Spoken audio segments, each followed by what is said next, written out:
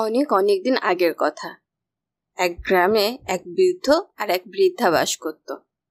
তিনকুলে তাদের কেউই ছিল না। বৃদ্ধর নাম ছিল টুনা আর বৃদ্ধার নাম ছিল টুনি। খুব কষ্টে তাদের সংসার চলত। একদিন টোনা টুনিকে বলছে, ও টুনি, আমার না পিঠা খাওয়ার খুব ইচ্ছা করছে। পিঠা খেতে তো আমারও ইচ্ছা করে, কিন্তু না আছে ঘরে চাউল আর না আছে চুলার খড়ি, পিঠা খাবো কেমনে? কাল দক্ষিণের খেতে দেখলাম অনেক ধান পেকে আছে, যাও না ওখান থেকে কিছু ধান নিয়ে আসো। আচ্ছা, যাচ্ছি, দেখি কিছু পাওয়া যায় কিনা। তারপর টোনার কথা মতো টুনি গেল ধান আনতে। কিছুক্ষণ পর টুনি ধান নিয়ে বাড়ি ফেরে।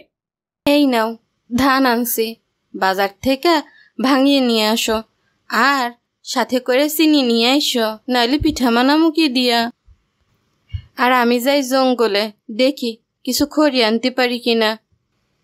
কথা মতো টুনি খড়ি সংগ্রহ করতে বেরিয়ে পড়ল, আর টোনা চলল বাজারে চাল ভাঙানোর উদ্দেশ্যে। টুনি খড়ি সংগ্রহ করতে জঙ্গলের দিকে গেল। জঙ্গলের কিছুটা ভেতরে যেতেই টুনি কিছু খড়ি পেল। টুনি যখনই খড়ি উঠাতে যাবে তখনই জঙ্গলের ভিতর থেকে একটি বাঘ জোরে চিৎকার করে বলে উঠল, আমার জঙ্গলে কে রে? আমি টুনি গো টুনি। কি করিস? খড়ি নি। খড়ি দিয়ে কি করবি? শখ করছে, একটু পিঠা খামো। পিঠা খাবি? যদি আমাকে পিঠা দিস তবেই খড়ি নিতে পারবি। ও, তুমিও পিঠা খাইবা? এই কথা, যাইও পিঠা খাইয়া আইসো। নিমন্ত্রণ তো দিলি, যাবো কখন? যখন ধোয়া ওঠে তখন যাইও।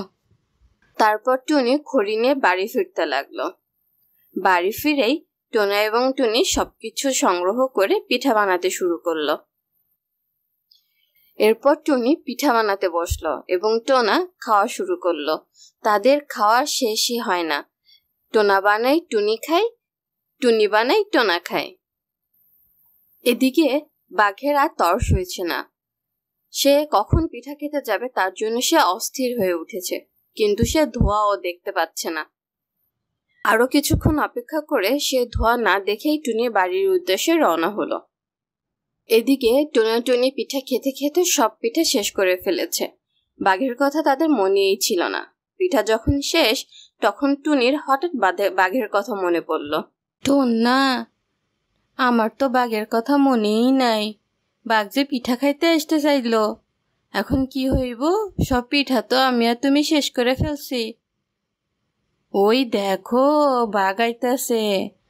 আজ তো বাঘ তোমারে আর আমারে খাইয়াই ফেলবো। কি করবে ভেবে না পেয়ে তারা খুবই ভয় পেয়ে গেল। টোনা, তাড়াতাড়ি পালাও, লুকাও, নাহলে বাঘ আজকে আমাকে খাইয়াই ফেলবো। তখন টোনা আর টুনি লুকানোর জন্য জায়গা খুঁজতে লাগলো। তাদের অনেক বড় একটা কোলা ছিল। তারা দুজনে সে কোলার ভিতর লুকিয়ে পড়ল। বাঘ এসেই টুনির খোঁজ করতে লাগলো এবং বলল, কই রে টুনি, আমি এসেছি পিঠা খেতে, পিঠা দে। কি রে টুনি, বের হ, বাড়িতে নেই নাকি? নাকি আমাকে রেখে সব পিঠা খেয়ে পালিয়েছিস? চুলার আগুন দেখেই বাঘ বুঝতে পারলো টোনা এবং টুনি কিছুক্ষণ আগে এখানেই ছিল। টোনা টুনিকে না দেখতে পেয়ে বাঘ বাড়ির চারিপাশে তাদেরকে খুঁজতে লাগলো। খুঁজে না পেয়ে বাঘ খুবই রেগে গেল এবং বলতে লাগলো, টোনা টুনির নাগাল পাইতাম, ঘাড় মটকায় রক্ত খাইতাম।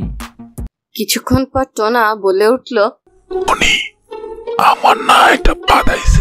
বাদাইছে? আস্তে কইরা দিও।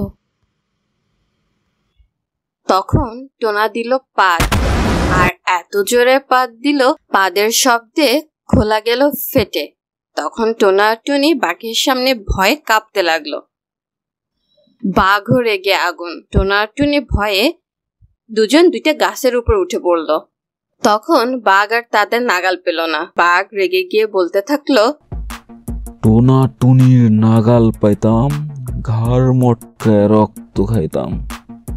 বাঘ বুঝতে পারলো আজ আর টুনাটুনিকে সে ধরতে পারবে না, তাই সে জঙ্গলে ফিরে গেল।